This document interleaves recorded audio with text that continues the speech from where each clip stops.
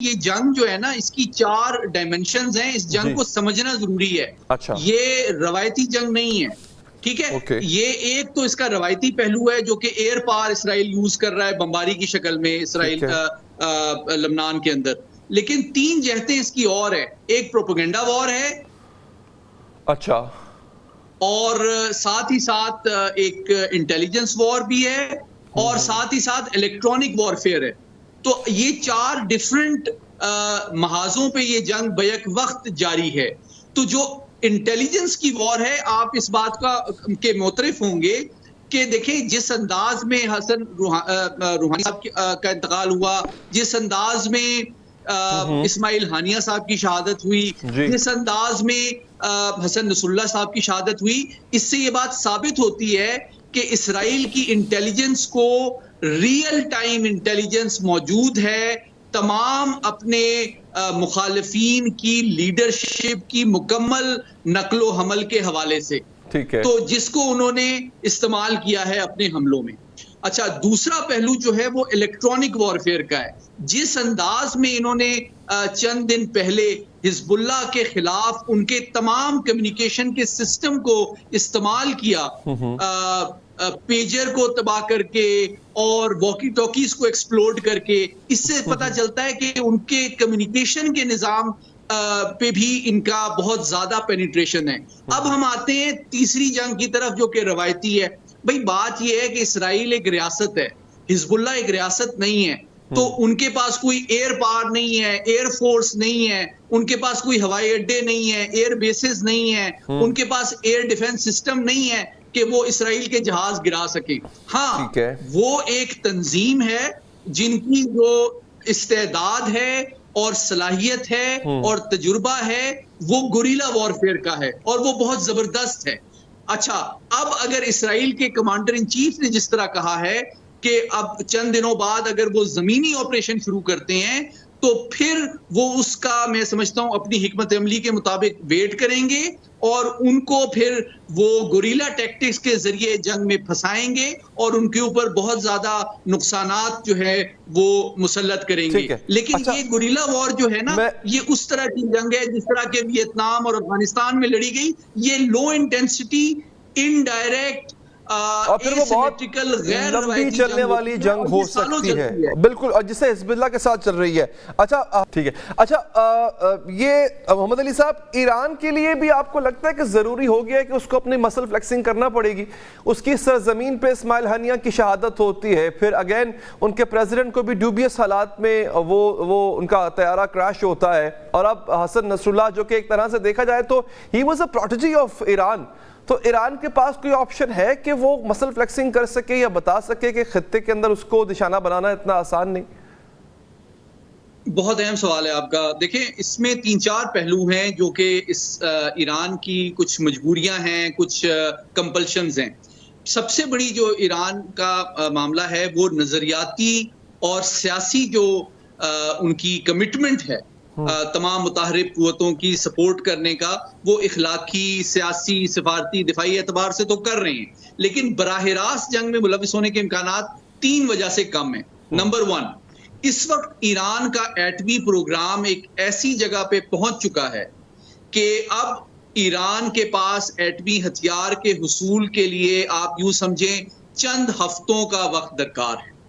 اور اگر اس وقت وہ براہ راست کسی بھی ملک کے ساتھ جنگ میں شریک ہوتا ہے تو یہ ایک موقع فراہم ہو جائے گا امریکہ اور اسرائیل کو کہ وہ اس حملے کو بہانہ بنا کے براہ راست ایران کی جو ایٹمی تنصیبات ہیں ان کے خلاف کارروائی کر سکے، جو کہ ایران نہیں چاہتا. پہلی بات.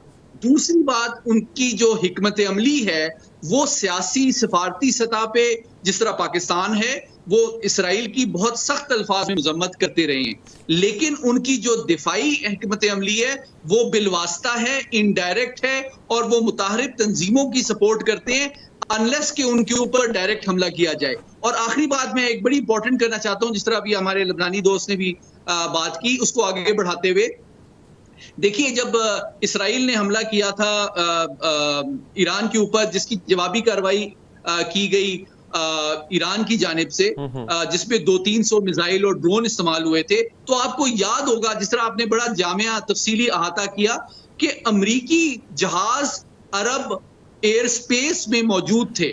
امریکی، بلکہ میں آپ کی معلومات میں اضافہ کرنا چاہتا ہوں، امریکی، برطانوی اور فرانسیسی فضائیہ اس وقت اردن اور شام کی فضا میں موجود تھی اور وہ ویٹ کر رہے تھے. ان کی ریڈار سکرینز جو ایئر کرافٹ کیریئرز کی ہے امریکہ، وہ ان کو تمام ڈیٹا پرووائڈ کر رہا تھا، direction, trajectory, speed, target requirements ان جہازوں کو جو کہ ایران سے لانچ کیے گئے تھے، میزائل اور ڈرونز، اور جس کی بنا پہ امریکی، برطانوی اور فرانسیسی فضائیہ نے ان میں سے 90% ڈرون اور میزائلوں کو اردن اور شام کی فضائی حدود میں تباہ کر دیا. اس سے یہ ثابت ہوتا ہے کہ امریکہ کی دفاعی حکمت عملی یہ ہے کہ اسرائیل کے خلاف امریکہ فرسٹ لائن آف ڈیفنس ہے، اور ایران اور اسرائیل جو ہے اور امریکہ کا ایئر ڈیفنس سسٹم انٹیگریٹڈ ہے. اس کی third line of defence Arrow ہے، fourth line of defence David sling ہے، fifth line of defence Iron Dome ہے. تو 5 تہیں ہیں، 5 لیئرز ہیں ان کے ایئر ڈیفنس سسٹم کی. پہلی ڈیفنس کی لائن ایئر کرافٹ کیریئرز محمد علی صاحب، یعنی یہ بڑی ویلڈ ریزنز ہیں جو آپ نے بتائی ہیں کہ جس کی وجہ سے ایران کے لیے براہ راست حملہ کرنا فی الحال ناممکن ہے. جو آپ نے بتایا کہ اس کے نیوکلیر پروگرام کو کمپرومائز نہیں کرنا چاہتا. اچھا حسن عبداللہ صاحب، کیا اس وقت بھی لبنان میں اسرائیلی بمباری جاری ہے؟ کیونکہ بہت بڑا ٹارگٹ اچیو کر لیا انہوں نے. کیا اس کے بعد بھی اسرائیلی بمباری جاری ہے؟ کون کون سے علاقوں کو نشانہ بنایا جا رہا ہے؟ آپ جو کہ اس وقت بیروت میں ہیں، آپ بہتر بتا سکتے. جمعے کی شام تقریباً 6:20 پر مقامی وقت کے مطابق اسرائیل نے سب سے پہلے حزب اللہ کے ہیڈ کوارٹر کو نشانہ بنایا اور بہت ہی شدید قسم کی وہاں بمباری دیکھنے میں آئی. اس کے بعد وقفے سے 2 ایویکویشن آرڈر اسرائیل نے جاری کیے، جس میں بعض عمارتوں میں رہنے والوں کو یہ حکم دیا کہ وہ فوراً ان عمارتوں کو خالی کر دیں کیونکہ اسرائیل ان عمارتوں کو نشانہ بنائے گا.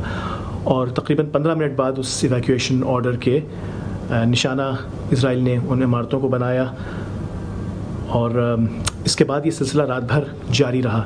40 سے زیادہ مرتبہ بمباری کی گئی ان علاقوں میں.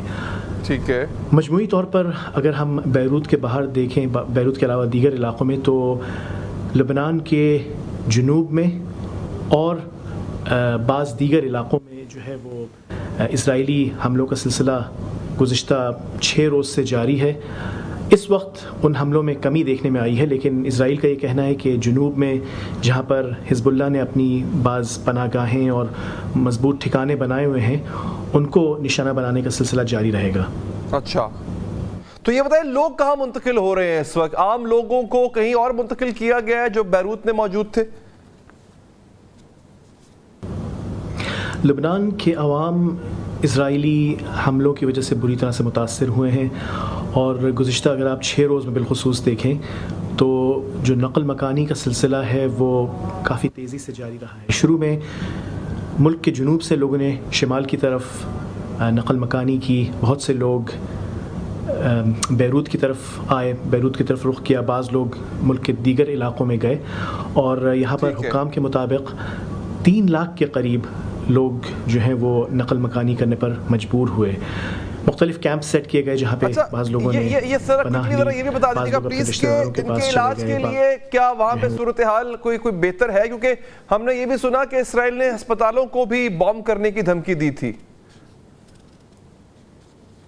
پہلی بات تو یہ کہ لبنان کا جو ہیلتھ انفراسٹرکچر ہے وہ بہت بری طرح سے متاثر ہوا ہے. گزشتہ روز وزارت صحت کے مطابق ملک کے تقریباً 40% کے قریب جو میڈیکل فیسلٹیز ہیں، ہسپتال ہیں، وہ اس وقت اس حالت میں نہیں کہ وہ لوگوں کا خیال رکھ سکیں. ادویات کی قلت کا سامنا ہے اور بھی دیگر مسائل ہیں. جہاں تک امداد کا تعلق ہے تو بعض ممالک کی طرف سے امداد آئی ہے. مثال کے طور پہ ترکی نے 30 ٹن امداد بھیجی، جس میں ادویات، کپڑے، کھانے پینے کا سامان شامل تھا. اس کے علاوہ اقوام متحدہ کے ادارہ UNRWA یہ بھی یہاں پر متحرک ہے. تو کوشش کی جا رہی ہے کہ لوگوں تک امداد پہنچ سکے، لیکن صورتحال جو ہے فی الحال وہ کافی مشکل ہے. بہت بہت شکریہ حسن عبداللہ صاحب، آپ نے پروگرام کے لیے وقت نکالا. آپ کا بہت شکریہ. محمد علی صاحب آپ کا بھی بہت بہت شکریہ کہ آپ نے وقت نکالا.